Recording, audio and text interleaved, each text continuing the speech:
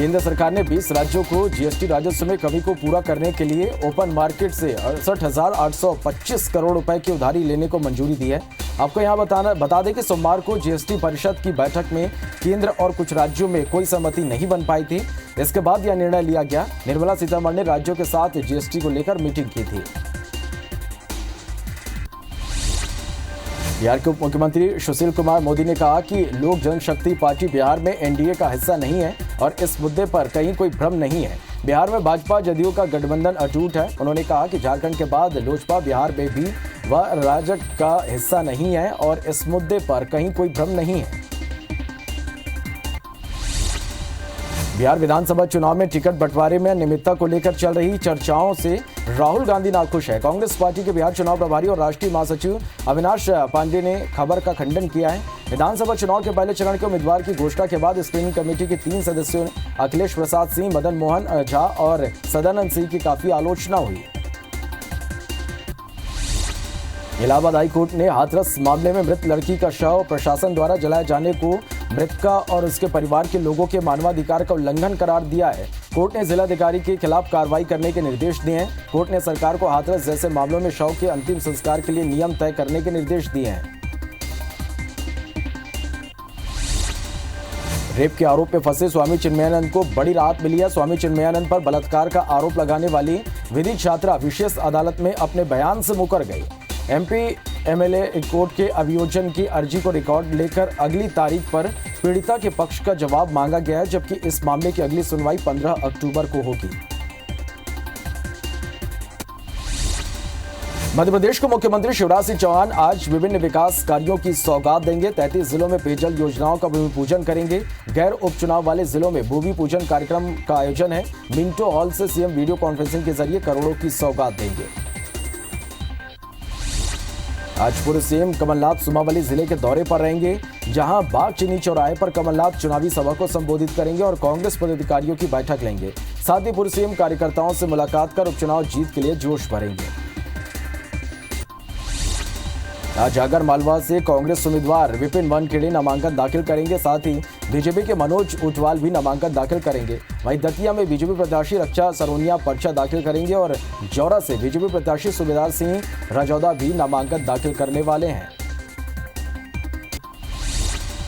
केंद्रीय कृषि राज्य मंत्री संजीव बालियान आज रायपुर आएंगे। बालियान नए कृषि कानून को लेकर जानकारी देने पहुंच रहे हैं। कृषि राज्य मंत्री की बीजेपी नेताओं से भी मुलाकात होगी।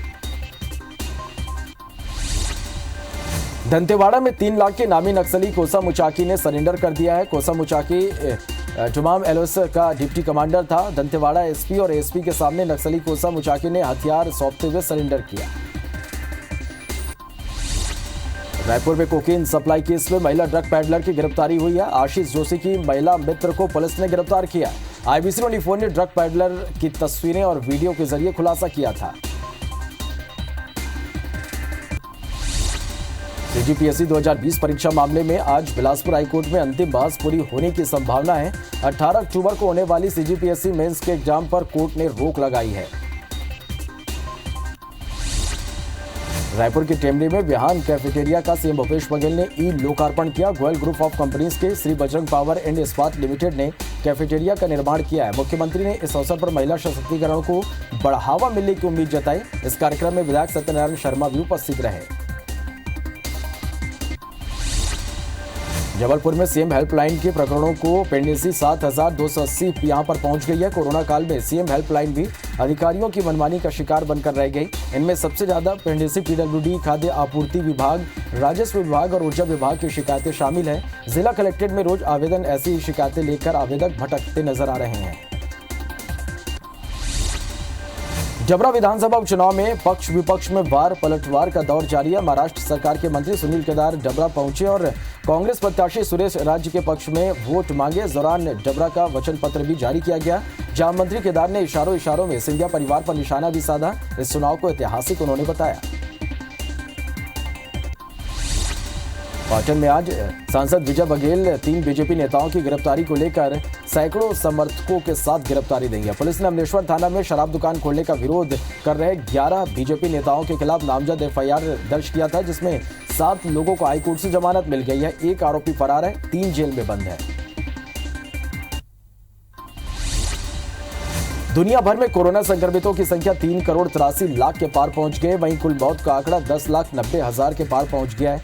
अब तक दुनिया में 2 करोड़ 88 लाख मरीज ठीक हुए हैं। वहीं दुनिया में 84 लाख से ज्यादा एक्टिव मरीजों का इलाज जारी है। विश्व में कोरोना संक्रमण में भारत दूसरे स्थान पर बना हुआ है।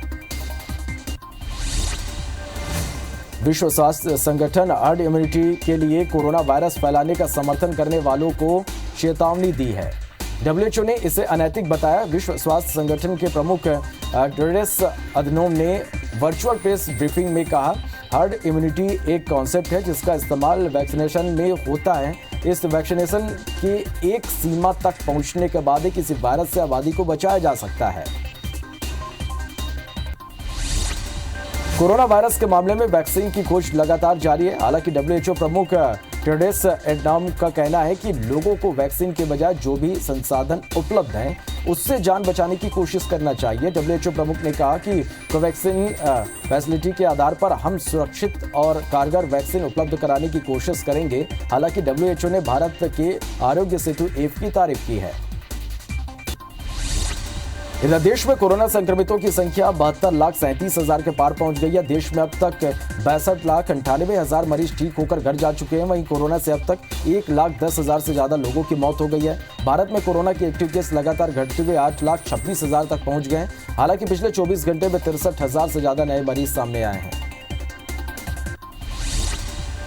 मध्य प्रदेश में कोरोना के 1,463 नए केस मिलने से संक्रमितों की संख्या 1,49,000 के पार पहुंच गया है। प्रदेश में एक दिन में 26 मौत से कुल आंकड़ा 2,671 पहुंच गया। वहीं 1,708 मरीज के डिस्चार्ज होने से कुल आंकड़ा 1,32,000 के पार पहुंच गया। अभी 14,661 एक्टिव मरीजों का इलाज जारी है। हॉटस्पॉट इंदौर में संक्रमितों का आंकड़ा 29,000 के पार पहुंच गया है। इधर छत्तीसगढ़ में 24 घंटे में कोरोना के 2,619 नए मरीज से आंकड़ा 1,47,000 के पार पहुंच गया है। वहीं एक्टिव मरीजों की संख्या 27,210 पहुंच गई है। 20 नई मौत से कुल आंकड़ा 1,306 पहुंच गया है। प्रदेश में एक दिन में 2,619 मरीज डिस्चार्ज हुए। वहीं राजधानी रायपुर में 339, दुर्ग में 218 और रायगढ़ में 264 नए मरीज मिले हैं। IPL के 30वें मैच में आज दिल्ली कैपिटल्स और राजस्थान रॉयल्स के बीच दुबई में मुकाबला होगा। टॉस शाम 7 बजे होगा और दोनों टीमें आपस में शाम 7:30 बजे भिड़ेंगे। IPL में हुए 28वें मैच में सनराइजर्स हैदराबाद और चेन्नई सुपर किंग्स के बीच दुबई में हुए मुकाबले में धोनी की टीम ने हैदराबाद को 20 रनों से हरा दिया। धोनी की टीम की 8 में से ये तीसरी जीत है। रविंद्र जडेजा को मैन ऑफ द मैच चुना गया। चेन्नई ने टॉस जीतकर 168 रन बनाए थे, जिसके जवाब में हैदराबाद 147 रन ही बना सके। हैदराबाद में भारी बारिश के चलते बड़ा हादसा हो गया। यहां बंदलगुड़ा इलाके में 11 लोगों की मौत हो गई। बारिश के कारण मकान पर चट्टान गिरने से 11 लोगों की जान चली गई। भारी बारिश के कारण कई इलाकों में पानी के भराव से हालात बिगड़ गए हैं। लोगों को बोट से रेस्क्यू किया जा रहा है।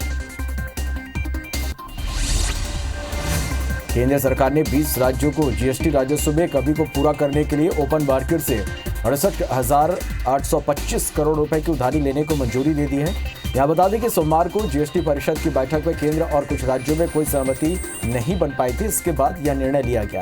निर्मला सीतारमण ने राज्यों के साथ GST को लेकर मीटिंग की। भारतीय अर्थव्यवस्था के लिए चालू वित्तीय वर्ष ठीक नहीं है। कोरोना वायरस से प्रभावित अर्थव्यवस्था में इस वर्ष 10.3% की बड़ी गिरावट आने का IMF का अनुमान है। हालांकि साल 2021 में सब कुछ ठीक होने की उम्मीद की जा रही है।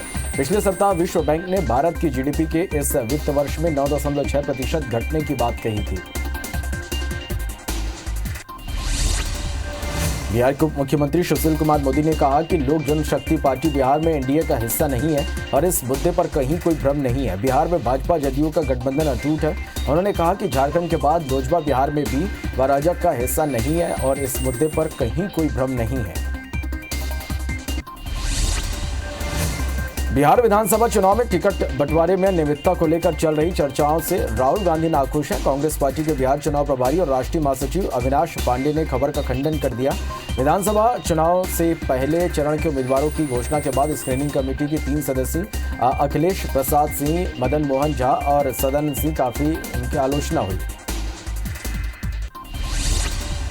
इलाहाबाद हाईकोर्ट ने हाथरस मामले में मृत लड़की का शव प्रशासन द्वारा चलाए जाने को मृतका और उसके परिवार के लोगों के मानवाधिकार का उल्लंघन करार दिया है। कोर्ट ने जिलाधिकारियों के खिलाफ कार्रवाई करने के निर्देश दिए हैं। कोर्ट ने सरकार को हाथरस जैसे मामलों में शव के अंतिम संस्कार के लिए नियम तय करने के निर्देश दिए हैं। रेप के आरोप में फंसे स्वामी चिन्मयानंद को बड़ी राहत मिली है। स्वामी चिन्मयानंद पर बलात्कार का आरोप लगाने वाली विधि छात्रा विशेष अदालत में अपने बयान से मुकर गई। एमपी एमएलए कोर्ट ने अभियोजन की अर्जी को रिकॉर्ड पर लेकर अगली तारीख पर पीड़िता के पक्ष का जवाब मांगा है, जबकि इस मामले की अगली सुनवाई अब 15 अक्टूबर को होगी। मध्य प्रदेश के मुख्यमंत्री शिवराज सिंह चौहान ने भोपाल के मिंटो हॉल से 18 जिलों में 101 पेयजल योजनाओं का भूमि पूजन किया। सीएम ने वीडियो कॉन्फ्रेंसिंग के जरिए 117 करोड़ के विकास योजनाओं की सौगात दी। राष्ट्रीय जल जीवन मिशन के तहत भूमि पूजन करते हुए सीएम ने स्वच्छता समिति के सदस्यों से वर्चुअल संवाद भी स्थापित किए। पूर्व सीएम कमलनाथ ने सुमावाली जिले के बागचीनी चौराहे पर चुनावी सभा को संबोधित किया। कमलनाथ ने अजब सिंह कुशवाहा के पक्ष में प्रचार किया। कमलनाथ ने कहा कि मैंने माफिया के खिलाफ कार्रवाई की, कांग्रेस ने वोट से सरकार नहीं बनाई, नोट से नहीं। शिवराज सरकार के बारे में कहा कि सरकार घोषणाएं करने में लगी है। आज आगर मालवा में कांग्रेस उम्मीदवार विपिन वानखेड़े नामांकन दाखिल करेंगे। साथ ही बीजेपी के मनोज ऊंटवाल भी नामांकन दाखिल करेंगे। वहीं दतिया में बीजेपी प्रत्याशी रक्षा सरोनिया पर्चा दाखिल करेंगी और जौरा से बीजेपी प्रत्याशी सूबेदार सिंह राजौदा भी नामांकन दाखिल करने वाले हैं। शिवपुरी के करैरा से भाजपा प्रत्याशी जसवंत जाटव का एक वीडियो वायरल हो रहा है, जिसमें जाटव एक आदिवासी बस्ती में 10,000 रुपए देने की घोषणा करवाकर जिंदाबाद के नारे लगवा रहे हैं। जाटव के साथ कोलारस विधायक वीरेंद्र रघुवंशी भी हैं। जाटव के देवी प्रतिमा स्थापना पर 10,000 देने की घोषणा का मामला चुनावी मुद्दा बन गया। डबरा विधानसभा उपचुनाव में पक्ष विपक्ष में वार पलटवार का दौर जारी है। महाराष्ट्र सरकार के मंत्री सुनील केदार डबरा पहुंचे और कांग्रेस प्रत्याशी सुरेश राज्य के पक्ष में वोट मांगे। इस दौरान डबरा का वचन पत्र भी जारी किया गया, जहां मंत्री केदार ने इशारों में सिंधिया परिवार पर निशाना साधा और इस चुनाव को ऐतिहासिक बताया। मुरैना में कांग्रेस के पूर्व मंत्री विजय सिंह ने मुख्यमंत्री शिवराज सिंह के गरीबी वाले बयान पर चुटकी लेते हुए कहा कि जिस तरह से मुख्यमंत्री गरीब हैं, वैसा ही गरीब बीजेपी है। गरीब पार्टी नहीं होती तो चुनी हुई सरकार को कैसे गिरा लेते। सीएम की गरीबी पूरे मध्य प्रदेश और हिंदुस्तान ने भी इसे देखा है। मंदसौर के सुवासरा उपचुनाव में दोनों दलों ने अपनी ताकत झोंक दिया। कांग्रेस प्रत्याशी राकेश पाटीदार मिट्टी से लेप कर खुद को किसान पुत्र बता रहे हैं, उधर भाजपा प्रत्याशी हरदीप सिंह डंग भी खुद को बजरंग बली का परम भक्त बता रहे हैं। लेकिन इन सबके बीच दोनों दलों में बजरंग बली को अपना बनाने की होड़ लग गई है। जनसभाओं में जय श्री राम बजरंग बली के जयकारे लग रहे हैं। जबलपुर में सीएम हेल्पलाइन के प्रकरणों की पेंडेंसी 7,280 तक पहुंच गई है। कोरोना काल में सीएम हेल्पलाइन भी अधिकारियों की मनमानी का शिकार बनकर रह गया। इनमें सबसे ज्यादा पेंडेंसी पीडब्ल्यूडी, खाद्य आपूर्ति विभाग, राजस्व विभाग और ऊर्जा विभाग की शिकायतें शामिल हैं। जिला कलेक्ट्रेट में रोज आवेदक ऐसी ही शिकायतें लेकर भटकते नजर आ रहे हैं।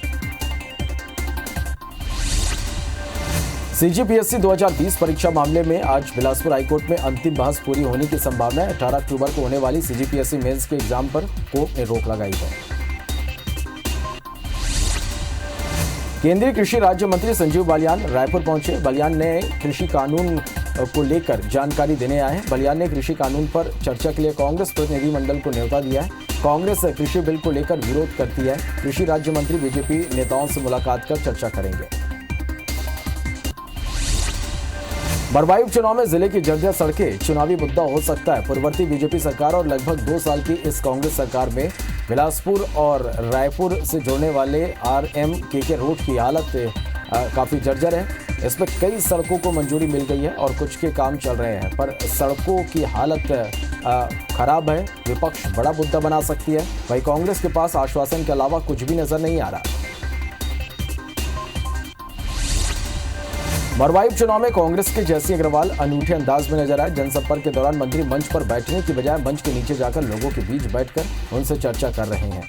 मंत्री गांव में स्थानीय कार्यकर्ताओं को आगे पीछे घूमने की बजाय बूथ और सेक्टर लेवल की जिम्मेदारियों को पूरा करने की हिदायत दे रहे हैं। दंतेवाड़ा में 3 लाख के नामी नक्सली कोसा मुचाकी ने सरेंडर कर दिया। कोसा मुचाकी जुमाम एलओएस का डिप्टी कमांडर था। दंतेवाड़ा एसपी और एएसपी के सामने नक्सली कोसा मुचाकी ने हथियार सौंपते हुए सरेंडर किया। महेंद्रगढ़ के नगर पंचायत कोंगा पानी के कांग्रेस पार्षद ने एक महिला पर हंसिया से वार कर लहूलुहान कर दिया। महिला का आरोप है कि जमीन विवाद पर पार्षद कमल भान चौधरी ने महिला और उसके बच्ची से मारपीट की। वही मामले पर थाने में कोई कार्रवाई नहीं की गई, जिसके विरोध में महिलाएं रैली निकालेंगी। धमतरी ट्रैक्टर यूनियन के 2 गुटों में विवाद के बाद खूनी संघर्ष हुआ। मारपीट में यूनियन के अध्यक्ष पिंटू अग्रवाल गंभीर रूप से घायल हो गए। ट्रैक्टर यूनियन अध्यक्ष ने अशोक उदासी और उसके भाई पर मारपीट का आरोप लगाया है। घटना में पुलिस ने अर्जुनी थाना में मामला दर्ज किया है।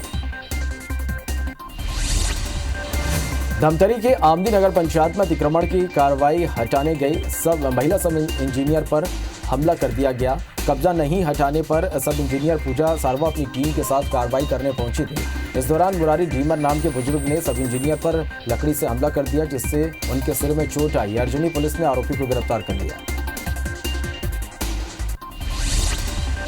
पाटन में आज सांसद विजय बघेल 3 बीजेपी नेताओं की गिरफ्तारी को लेकर सैकड़ों समर्थकों के साथ गिरफ्तारी देंगे। पुलिस ने अमदेश्वर थाना में शराब दुकान खोलने का विरोध कर रहे 11 बीजेपी नेताओं के खिलाफ नामजद एफआईआर दर्ज किया था, जिसमें 7 लोगों को हाईकोर्ट से जमानत मिल गई है। 1 आरोपी फरार है, 3 जेल में बंद है। रायपुर में कोकीन सप्लाई केस में महिला ड्रग पैडलर की गिरफ्तारी हुई है। आशीष जोशी की महिला मित्र को पुलिस ने गिरफ्तार किया है। IBC 24 ने ड्रग पैडलर की तस्वीरें और वीडियो के जरिए खुलासा किया था।